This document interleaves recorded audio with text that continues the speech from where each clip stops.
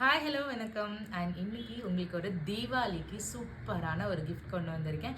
And வழக்கமாக தீபாவளி பொங்கல் என்ன occasion வந்தாலுமே நமக்கு பிடிச்சவங்களுக்கு நம்ம கொடுக்குற ஒரே விஷயம் என்னென்னா ஸ்வீட்ஸ் தான். இந்த வருஷம் ஸ்வீட்டோடு சேர்ந்து கொஞ்சம் ஆரோக்கியத்தையும் சேர்ந்து கொடுக்கலாமா?